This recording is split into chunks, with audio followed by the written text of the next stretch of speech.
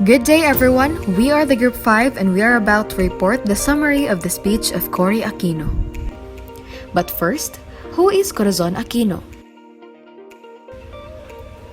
Her full name is Maria Corazon Cuanco Aquino, also known as Cory Aquino.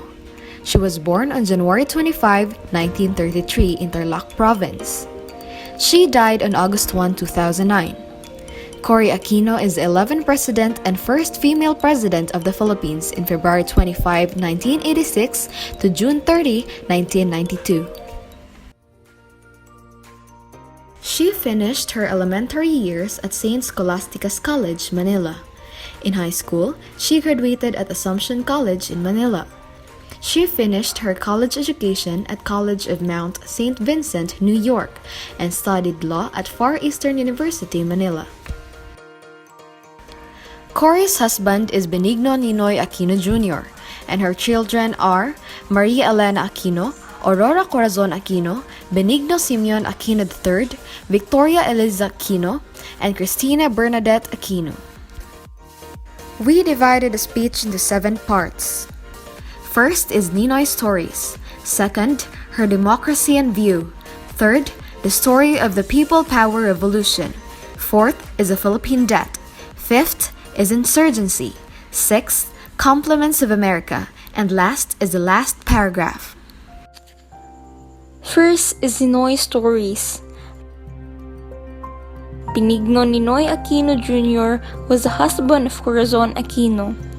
According to Cory, Ninoy fought for the democracy of our nation and was honored by everyone. He was locked in a tiny and airless military camp in the north. She said that her husband was full of determination and faith in God. Second was her democratic view.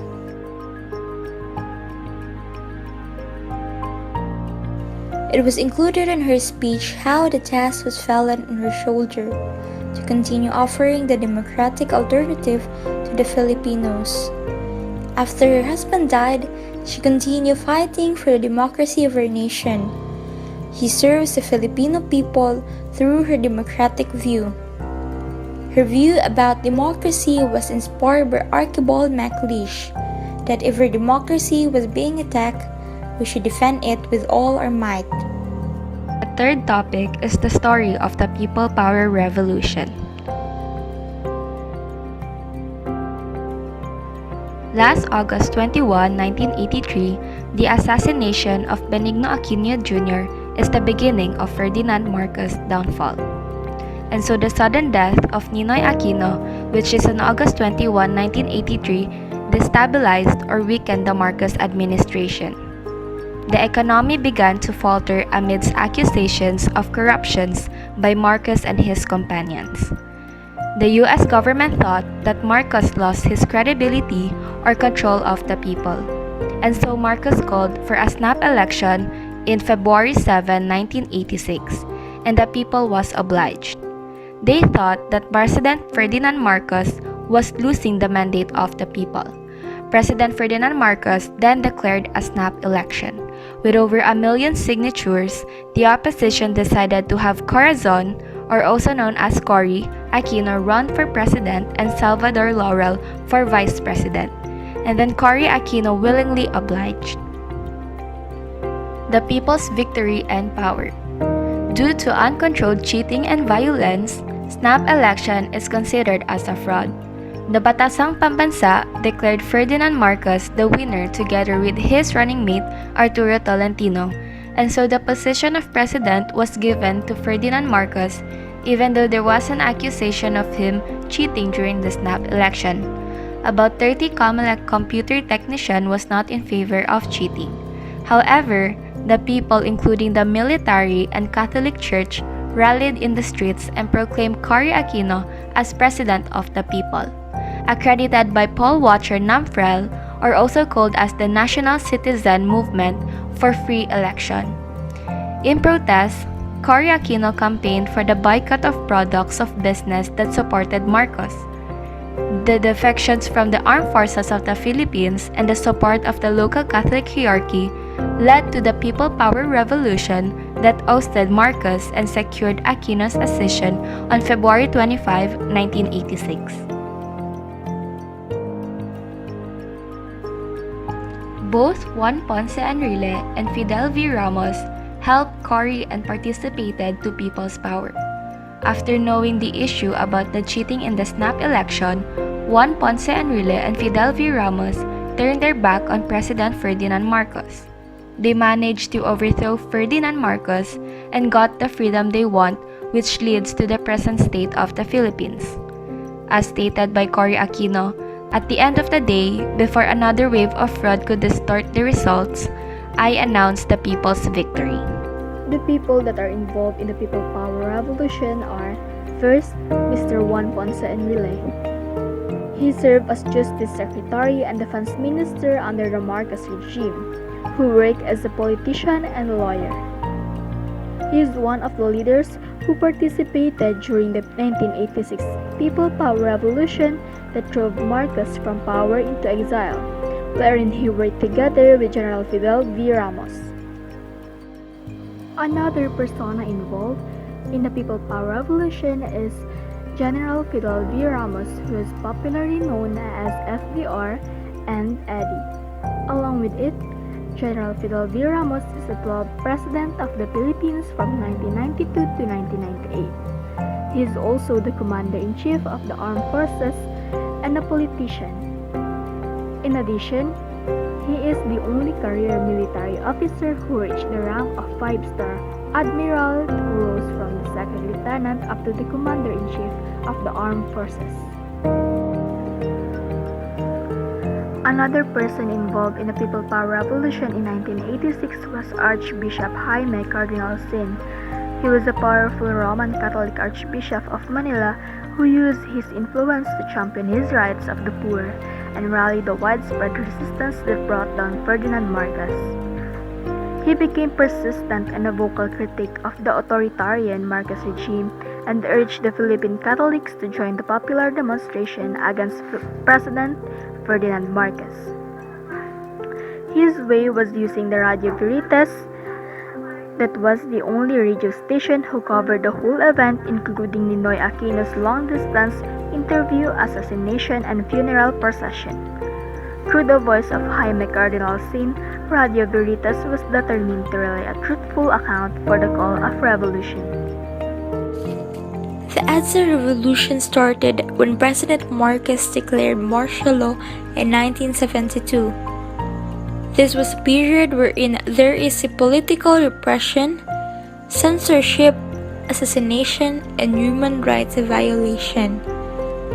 After the assassination of Benigno Aquino, there was a movement gathered around Cory Aquino to fight against President Ferdinand Marcos. Snap election happened. However, there is corruption leading to a protest. On February 22, 1986, Defense Secretary Juan Ponce Enrile and Armed Force Vice Chief of Staff Fidel V. Ramos resigned from their post and led the revolution. The EDSA revolution was led by Juan Ponce Enrile and Fidel V. Ramos and gathered support from Filipinos. The Filipinos troops to Camp Crame and Aguinaldo on EDSA to offer food supplies and emotional support to the soldiers. On February 23, 1986, Brigadier General Altimio Tadior led a pack of tanks and armored vans to Ortigas Avenue. Thousands of people, including none, joined the revolution. They were holding rosaries but refused to budge when Tadior asked them to move. On February 24, 1986, government troops joined their crowds and their peaceful protest. On February 25, 1986, two presidential elections took place. Aquino's at Club Filipino in Green Hills and Marcos in Malacanang. On the last day after revolution, Corazon Aquino took the oath of office, which was administered by the Supreme Court, making her as the First Lady President of the country. Marcos flees the country. Later that day, Marcos and his family flew to Hawaii. Millions of Filipinos celebrated his ousting, and the world watches in admiration. People rejoice over their victory, proving the success of EDSA People's Power Revolution. For more informations, yellow ribbons were everywhere during that time. Fact: the revolutionary yellow at that time was derived from the 1973 song, which is "Tie a Yellow Ribbon Round the Old Oak Tree," reflecting Ninoy's situation at that time. It talks about a prisoner of war asking his love to tie a yellow ribbon around the old oak tree to signify whether he is still welcome to return to her life. Next is the L-shaped hand sign. The L-shaped hand gestures does not represent loser.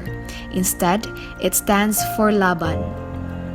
In 1993, People Power Monument was sculpted by Eduardo Castrillo to commemorate the action-packed events happened in 1986 during the People Power Revolution. The monument is located in the corner of Epifanio de los Santos Avenue and White Plains Avenue in Quezon City. The monument depicts the Filipino people from different sectors of society joining the revolution.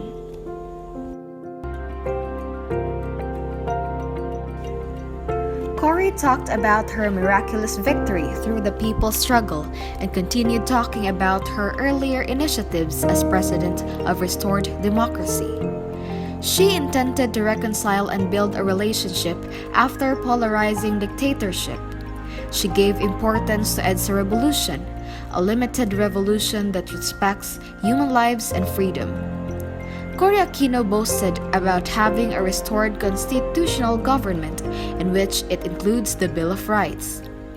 Her administration provided a strong emphasis on the concern for civil liberties and human rights.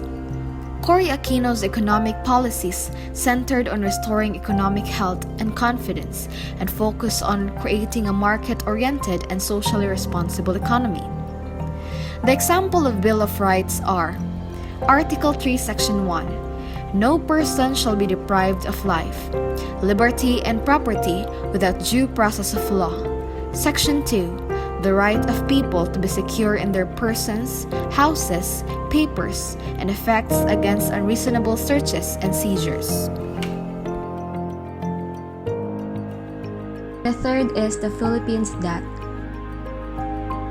Last September 18, 1986, was the first visit of Corazon Aquino in the United States after the dictator Ferdinand Marcos was deposed in February. She is wearing a formal yellow dress suit and confidence. Cory Aquino visited the America and gave a speech about the state of the Philippines. She expresses her concern about the debt of the country, which amounted to $26 billion during the Marcos regime, in which the total amount of foreign debt resulted to $26 billion.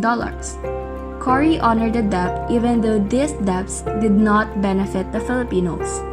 The dictatorship brought calamity-level experiences to the Filipinos, yet no assistance was yet to be extended to the Philippines. According to Cory Aquino, the revolution in the Philippines is considered as the cheapest among all. The fourth topic is insurgency. The communist insurgency and economic deterioration has been a problem in the Philippines. These challenges worsened by the crippling debt of payments in which half of the $2 billion export earnings would go to the interest on loans. Communist insurgency had grown throughout the Marcos era to more than 500 to 16,000 guerrillas. With these challenges, President Cory Aquino strongly disagrees and will not allow insurgent leadership. She won't stand with the idea of destroying the peace and threaten the new freedom. So the possible solution for this are through political initiatives, local integration programs, economic progress, and lastly, justice. The aspiration of people is the abstraction of democracy. In here, people cried for democracy. It is not food, not work, not money, but democracy. As stated by President Cory, Democracy will help the people have food in their mouth, clothes in their back, education for children, and works that will put dignity in their lives as to what they deserve. And so Cory Aquino asked the US Congress, Filipinos want democracy by themselves and need only to preserve it. So President Cory Aquino's approach to democracy was through peace. Compliments of America. Due to the support of 2 million Filipino throwing aside the passivity and escorted Ninoy to his grave, the task had fallen into Cory's shoulder that brought her to the Congress of the United States to continue offering the democratic alternative to the people. According to Archibald MacLeish, democracy must be defended by the arms when it is attacked by arms, and by truth when it is attacked by lies. Ninoy believed that it is the way of democracy. Cory held fast to the conviction of Ninoy, even it would be rigged.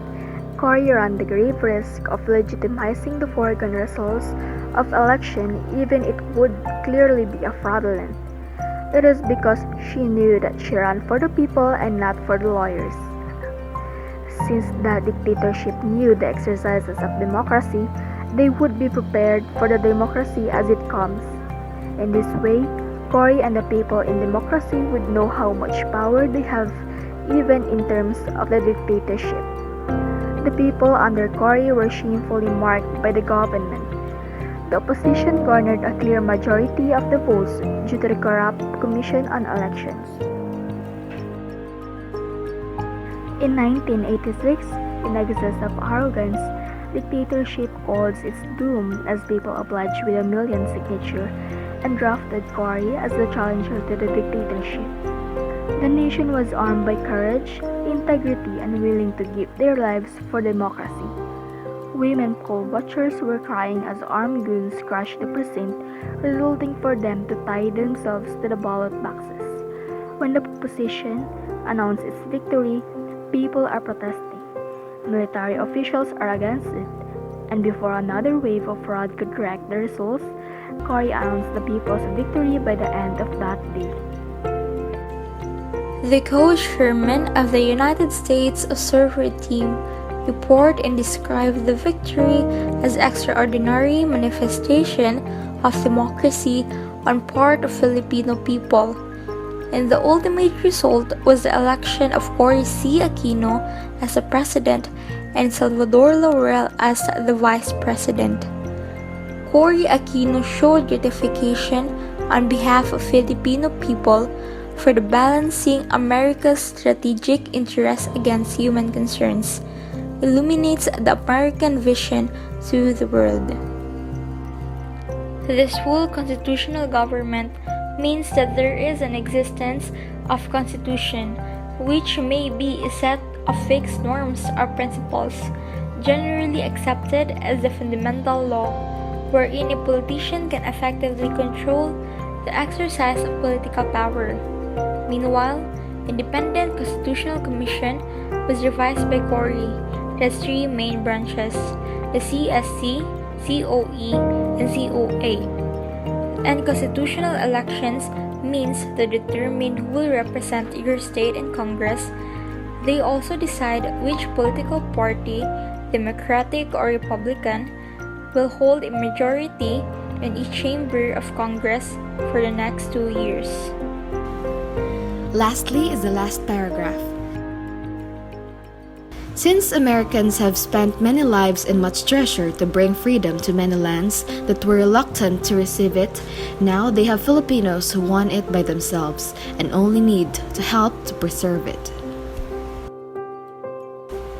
3 years ago, Cory gave thanks to America for the haven for oppression and the home they gave to Ninoy, herself, and their children that enables them to live the happiest 3 years of their lives. Cory invites America to join the Philippines and preserve the freedom. This is to build a new home for democracy, haven to oppress that it may stand as a shining testament of two nations' commitment to freedom. Thank you for watching!